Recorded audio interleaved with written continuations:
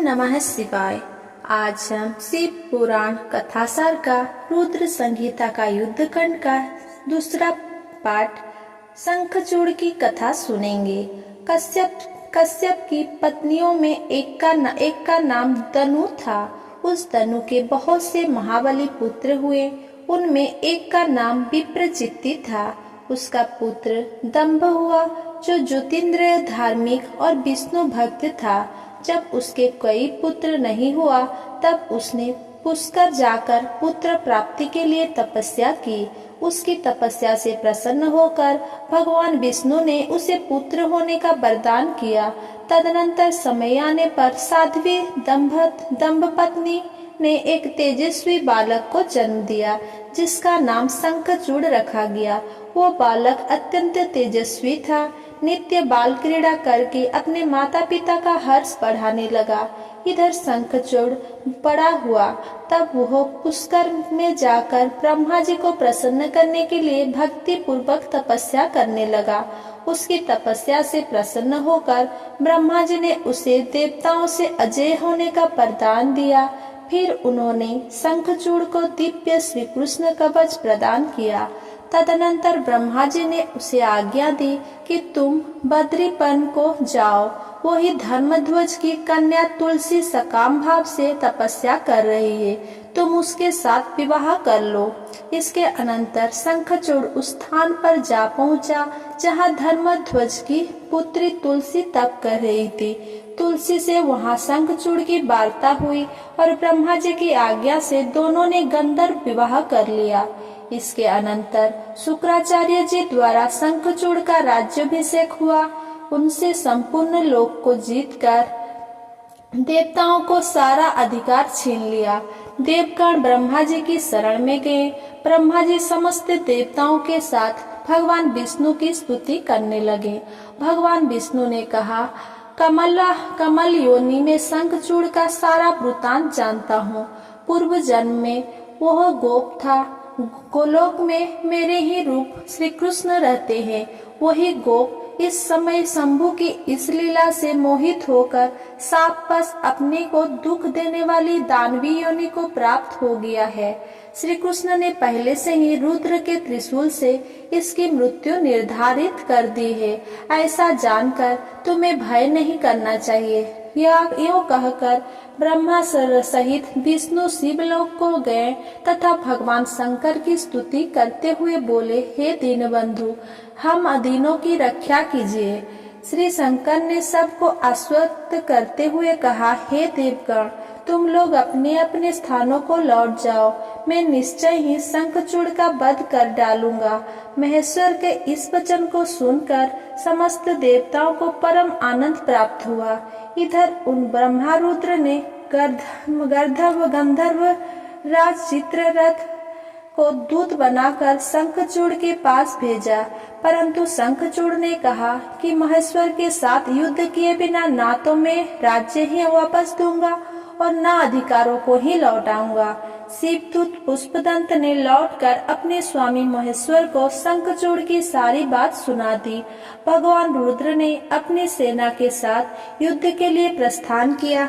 इधर शंखचूड़ ने महल के भीतर जाकर अपनी पत्नी तुलसी से यह सारी वार्ता सुनाई तथा युद्ध में जाने से पूर्व उसे ढांढस बंधाया।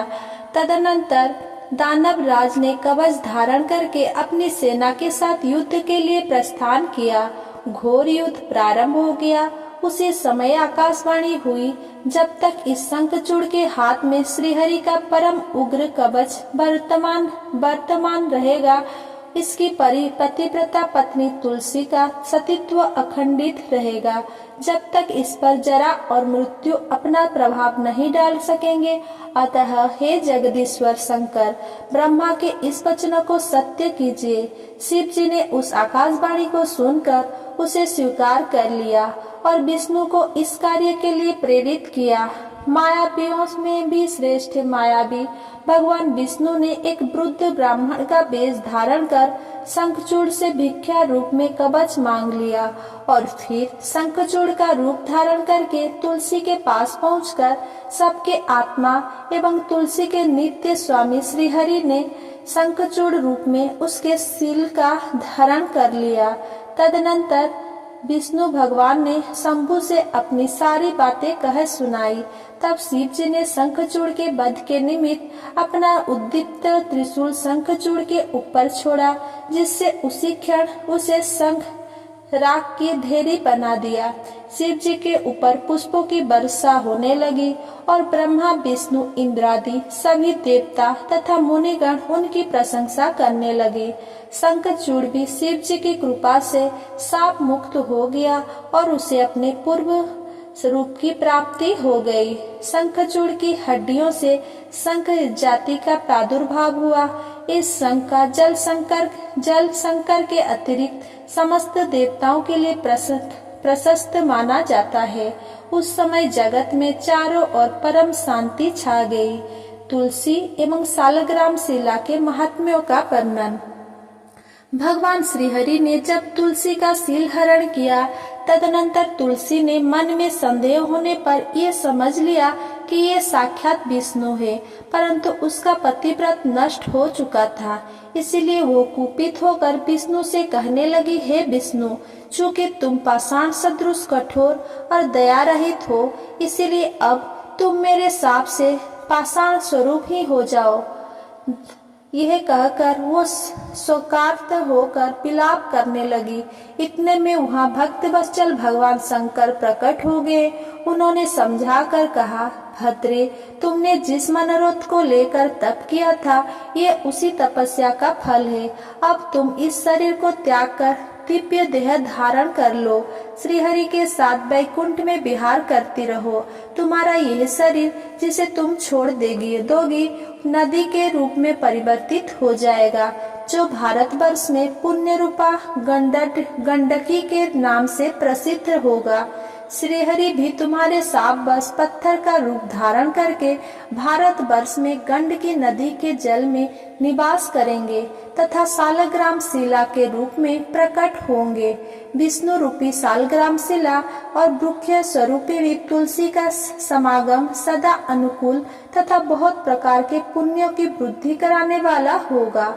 हे भद्रे, जो सालग्राम शिला के ऊपर से तुलसी पत्र को दूर करेगा, उसे जन्मांतर में स्त्री वियोग की प्राप्ति होगी। जो पुरुष सालग्राम शिला, तुलसी और शंख को एकत्र रखकर उसकी रक्षा करता है, वो श्रीहरि का प्यारा होता है। अंधकासुर की उत्पत्ति की कथा। सनत कुमार जी कहते हैं, हे व्यास जी, जिस प्रकार अंधकासुर ने परमात्मा शिव के गणाध्यक्ष पद को प्राप्त किया था, उस मंगलमय चरित्र का श्रवण करो। अंधकासुर ने पहले शिव जी के साथ बड़ा घोर संग्राम किया था, परंतु पीछे बारंबार सात्विक भाव के उद्रेक से शंभु को प्रसन्न कर लिया और वह गणाध्यक्ष बन गया। व्यास जी ने पूछा, अंधक कौन था और वो किसका पुत्र था? अपने आप उसने शंभु की गणाध्यक्षता कैसे प्राप्त की? सनत कुमार जी ने कहा, मुनि, किसी समय भगवान शंकर अपने गण तथा पार्वती के साथ लेकर कैलाश से विहार करने के लिए काशी आए। उन्होंने काशी को अपनी राजधानी बनाया, भैरव को उसका रक्षक नियुक्त किया। किसी समय वो अपने गणों के साथ मंदराचल पर गए और वहाँ पर पार्वती के साथ विहार में प्रवृत्त हो गए। पार्वती ने क्रीड़ा करते हुए सदाशिव के नेत्र अपने दोनों हाथों से बंद कर दिया। नेत्रों के बंद हो जाने पर क्षण भर में घोर अंधकार छा गया। उनके ललाट का स्पर्श करते ही उष्णता से पार्वती के दोनों हाथों से श्वेत बिंदु टपकने लगे। तब उससे एक बालक उत्पन्न हुआ, जो भयंकर विकराल मुख वाला, महाक्रोधी, अंधा, कुरूप तथा विकृत स्वरूप वाला था। इस प्रकार के रूप वाले उस पुरुष को देखकर गौरी ने महेश्वर से पूछा कि ये कौन है? महेश बोले, तुम्हारे द्वारा मेरे नेत्रों को बंद कर दिए जाने पर तुम्हारे हाथों के श्वेत से ये बालक अंधक नाम का असुर प्रकट हुआ है। तुम ही इसकी जन्मदात्री हो, अतः इसकी रक्षा करो। तदनंतर हिरण्याक्ष नामक एक असुर पुत्र प्राप्ति के लिए तपस्या करने लगा। उसकी तपस्या से प्रसन्न होकर भगवान शिव ने उसे अंधक को पुत्र रूप में प्रदान किया। भगवान विष्णु ने वराह रूप धारण कर हिरण्याक्ष का वध किया। इसके अनंतर नरसिंह रूप धारण कर हिरण्याक्ष के बड़े भाई हिरण्यकश्यप का वध किया। अंधक ने घोर तपस्या कर बलशाली होने का वर प्राप्त किया। उसने भगवती पार्वती की सुंदरता की गाथा सुनकर उन्हें प्राप्त करने के लिए भगवान शिव के पास एक दूत भेजा। अंत में उसे शिव जी से घोर युद्ध करना पड़ा। शिव जी ने अपने त्रिशूल से उसका हृदय विदीर्ण कर दिया और उसके शरीर को अपने त्रिशूल पर टांग कर आकाश में उठा दिया। सूर्य की किरणों से संतप्त हिम संखर से खंडित होने पर भी उस दैत्यराज ने प्राण त्याग नहीं किया और भगवान शंकर की निरंतर स्तुति करता रहा। ये देखकर परम दयालु भगवान शंकर ने उसकी स्तुति से प्रसन्न होकर उसे गणापत्य पद प्रदान कर दिया। शुक्राचार्य द्वारा काशी में शुक्रेश्वर लिंग की स्थापना तथा मृत संजीवनी विद्या प्राप्त करना। सनत कुमार जी बोले, हे व्यास जी, मृत्युंजय भगवान शिव से जिस प्रकार शुक्राचार्य ने मृत्युनाशिनी विद्या प्राप्त की उसे आप सुने। पूर्व काल में भृगु पुत्र शुक्राचार्य काशीपुरी में विश्वेश्वर प्रभु का ध्यान करते हुए दीर्घ काल तक तप करने रहे। उन्होंने वहाँ तब परमात्मा शिव का शिवलिंग स्थापित किया तथा उग्र तपस्या करते हुए मृत्युष्टक के 8 श्लोकों से शिव जी की स्तुति करते हुए उनको बार बार प्रणाम किया। भगवान शंकर उनकी उग्र तपस्या से प्रसन्न होकर कहने लगे, हे विप्रवर्य, आप इसी शरीर से मेरी उदर रूपी गुहा में प्रविष्ट हो पुनः लिंगेंद्रिय मार्ग से निकलकर पुत्र भाव को प्राप्त होंगे। मृत संजीवनी नामक जो मेरी निर्मल विद्या है उसका निर्माण मैंने स्वयं अपने तपोबल से किया है। उस मंत्र रूपा महाविद्या को मैं आपको प्रदान करता हूँ। आप जिस किसी को उद्देश्य करके इस विद्या का आवर्तन करेंगे वो अवश्य ही जीवित हो जाएगा। आपके द्वारा स्थापित किए गए इस लिंग का नाम शुक्रेश्वर होगा। जो मनुष्य इसकी अर्चना करेंगे उनकी कार्य सिद्धि होगी। बाणासुर पर शिव की कृपा। बाणासुर बलि का औरस पुत्र था। दैत्यराज बाणासुर अपने बल से तीनों लोकों को तथा उसके स्वामियों को जीतकर शोणित नामक पुर में राज्य करता था। उसकी 1000 भुजाएं थी। बाणासुर की पुत्री का नाम उषा था। उसका विवाह भगवान श्री कृष्ण के पुत्र अनिरुद्ध के साथ हुआ। बाणासुर महान शिव भक्त था। शिव भक्ति में लीन होकर उसने भगवान शिव को प्रसन्न करने के लिए तांडव नृत्य किया। उसके सुंदर नृत्य से प्रसन्न होकर भगवान रुद्र ने वर मांगने को कहा। बाणासुर ने शिव जी की निर्विकार भक्ति, अक्षय गाणपत्य का भाव तथा प्राणियों के प्रति दया भाव आदि पर वर मांगते हुए प्रेम पूर्वक शिव जी की स्तुति की। बाणासुर का यह वचन सुनकर भगवान सदाशिव तुम सब कुछ प्राप्त करोगे इस प्रकार कहकर वही अंतर्ध्यान हो गए।